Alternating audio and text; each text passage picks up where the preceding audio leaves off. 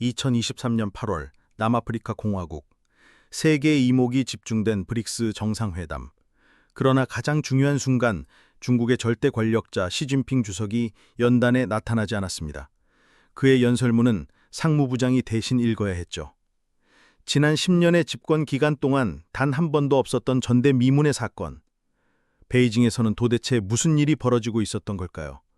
세계에서 가장 강력한 권력을 가진 지도자가 전 세계가 지켜보는 바로 그 순간 왜 갑자기 사라진 것일까요? 공식적인 설명은 없었고 중국 관영 매체는 마치 그가 평소처럼 참석한 것처럼 보도하며 침묵으로 일관했습니다. 이 기이한 침묵은 오히려 더 큰 의혹을 낳았습니다. 단순한 해프닝이었을까요? 아니면 수면 아래에서 거대한 정치적 지진이 감지된 것일까요? 지금부터 여러분께 전해드릴 이야기는 단순한 권력 투쟁을 넘어 한 나라의 최고 지도자가 자신의 목숨을 부지하기 위해 비밀리에 준비했다는 충격적인 탈출 계획에 대한 것입니다. 쿠데타를 두려워한 최고 지도자, 자신의 아내와 최측근의 도움을 받아 한밤에 탈출을 계획했지만 바로 자신의 경호원에게 발각되어 버린 한편의 정치 스릴러. 이것은 근거 없는 가십일까요? 아니면 중난하이의 냉혹한 현실일까요? 지금 시작합니다. 시진핑의 갑작스러운 잠적은 처음이 아니었습니다. 그의 권력에 균열이 가고 있다는 징후는 이미 여러 곳에서 나타나고 있었죠. 2022년 10월 그의 전임자 후진타오가 전 세계가 지켜보는 20차 당대회 쾌막식에서 의문의 퇴장을 당한 그 충격적인 사건부터 시작해 2023년에는 시진핑이 직접 발탁했던 칭강 외교부장과 리상프 국방부장이 연이어 실종되고 해임되는 일이 벌어졌습니다. 특히 리크창 전 총리가 68세의 젊은 나이로 갑작스럽게 심장마비로 사망한 사건은 의혹의 정점이었습니다. 그의 갑작스러운 죽음에 대해 수많은 중국 시민들과 당원들은 공공연히 의문을 제기했고 이는 시진핑을 향한 불신의 씨앗이 되었습니다. 베이징의 정치적 분위기는 그야말로 살얼음판이었죠. 내부 권력 투쟁, 숙청, 그리고 최고위층의 생사를 건 암투에 대한 소문이 끊이지 않았죠. 미중 관계 전문가 고든창은 이러한 일련의 사건들을 두고 시진핑이 군부에 대한 통제력을 잃고 정치적 반대 세력이 부상하고 있다는 명백한 신호라고 단언했습니다. 절대 권력의 상징이었던 시진핑, 그의 권력이 흔들리고 있다는 의심이 탈출 계획이라는 끔찍한 소문으로 번지기 시작한 것입니다. 당내 많은 이들이 리크창의 죽음에 시진핑이 연루되었다고 유심하며 철저한 조사를 요구하는 상황. 시진핑을 둘러싼 정치 환경은 극도로 악화되었고 중난하이 내부에서는 편집증이 커져만 갔습니다. 시진핑은 권력을 잃을 경우 정치적 적들이 가차없이 복수할 것이라는 극심한 공포에 시달리기 시작했습니다. 실제로 2024년 중요한 군사회의들이 시진핑 없이 군부 2인자인 장유사의 주대로 열리는 모습이 포착되면서 시진핑의 군 장악력이 약화되고 있다는 분석에 힘이 실렸습니다. 그렇다면 시진핑의 비상 탈출 계획, 그 구체적인 내용은 무엇이었을까요? 내부 고발자들에 의해 유출된 정보에 따르면 계획의 핵심은 바로 이곳 신장 위구르 자치구에서 시작해 국경을 맞댄 카자흐스탄으로 향하는 것이었습니다. 왜 동맹국인 러시아가 아니었을까요? 여기에는 시진핑의 교활하면서도 절박한 계산이 숨어 있습니다. 러시아는 국경이 멀고 이동 과정이 노출될 위험이 큽니다.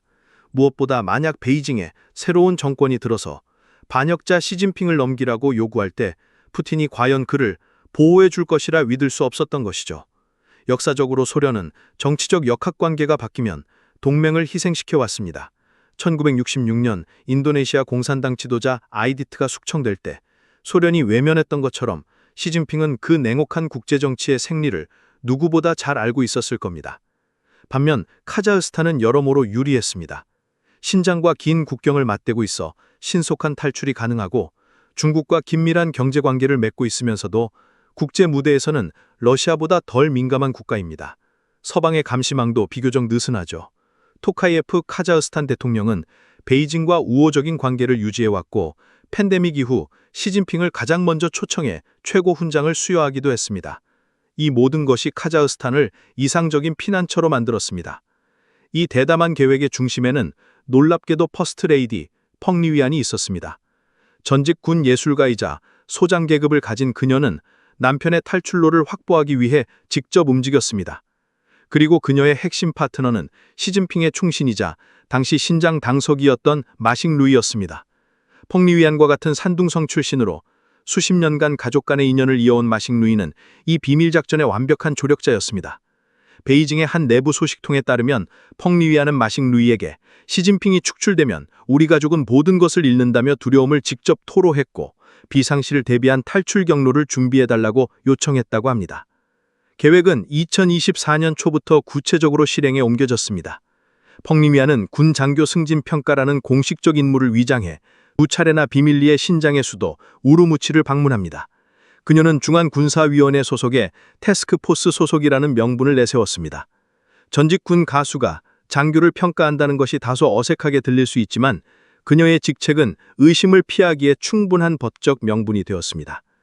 하지만 그녀의 진짜 목적은 마식 루이를 만나 탈출 계획을 최종 점검하는 것이었습니다. 두 가지 시나리오가 치밀하게 준비되었습니다. 첫째, 호르고스 국경을 궁한 육로 탈출. 이 경로는 번잡하지만 혼란스러워 트럭과 컨테이너 행렬에 섞여 눈에 띄지 않게 국경을 넘을 수 있었습니다. 마식 루이는 자신과 같은 산둥 출신의 충성파 장교들을 국경 수비대에 배치해 두었다고 장담했습니다. 둘째, 우루무치에서 카자흐스탄 알마티로 향하는 항공편 탈출. 더 빠르지만 공항을 이용해야 하는 위험 부담이 있었습니다. 이를 위해 군용기나 특별 전세기를 이용하는 백업 계획까지 마련되었습니다. 두 사람의 소통은 절대적인 보안 속에서 이루어졌습니다. 일반 통신망 대신 군용 위성전화를 사용했고 신장에서 이동할 때는 도청을 피하기 위해 마지막 순간에 선택된 번호판 없는 랜드로버를 이용했죠. 유출된 증언에 따르면 차 안에서 펑리위안은 마식 루이에게 중앙의 정치 상황이 급속도로 악화되고 있다며 절박함을 토로했고 마식 루이는 모든 준비가 끝났다고 그녀를 안심시켰다고 합니다. 베이징을 떠날 때 대중의 눈을 속이기 위한 기만 작전도 준비되었습니다. 바로 가짜 영화 제작이었습니다. 펑리위안은 자신의 예술가 이미지를 활용 국경 지역에서 영화를 촬영한다는 명분으로 대규모의 짐과 함께 자연스럽게 수도를 빠져나갈 계획이었습니다. 모든 것이 완벽해 보였습니다. 하지만 인간이 계획하고 신은 비웃는다고 했던가요? 이 정교한 계획은 가장 믿었던 인물에 의해 처참하게 무너집니다.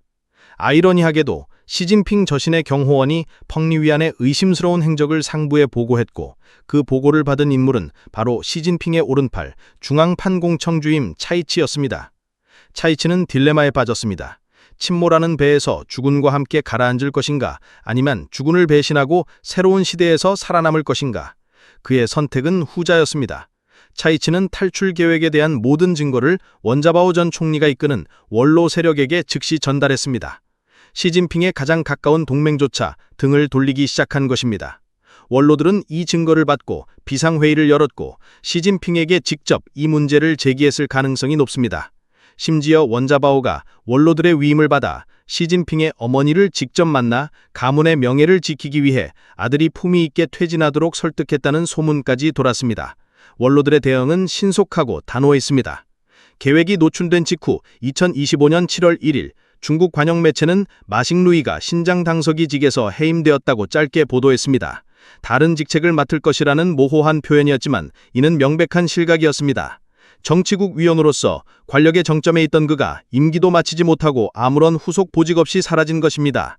시진핑을 탈출을 도운 대가로 그의 충신은 정치 무대에서 사라진 것입니다. 사건 이후 펑리위안은 공개석상에서 자출을 감췄습니다. 사실상 가택연금 상태라는 소문이 파다합니다. 시진핑은 공식 행사에 계속 모습을 드러냈지만 그의 얼굴에는 이전과 같은 위험 대신 피로와 굴욕감이 서려 있었습니다. 그를 지탱하던 충성의 기둥들이 무너지면서 그는 이제 이름만 남은 식물주석이 되어버린 것일지도 모릅니다. 충성스러운 동맹이었던 차이치는 이제 시진핑의 정치적 생명을 손에 쥔 감시자가 되었습니다.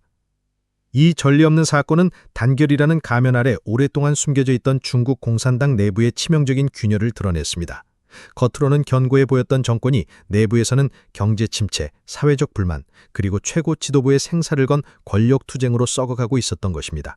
일부 분석가들은 현재 상황을 마오쩌둥 사망 직전 2인자였던 린비아오가 쿠데타를 시도하다 소련으로 탈출하던 중 사망했던 1971년의 혼란에 비유하기도 합니다. 이제 시선은 시진핑 이후의 시대로 향합니다.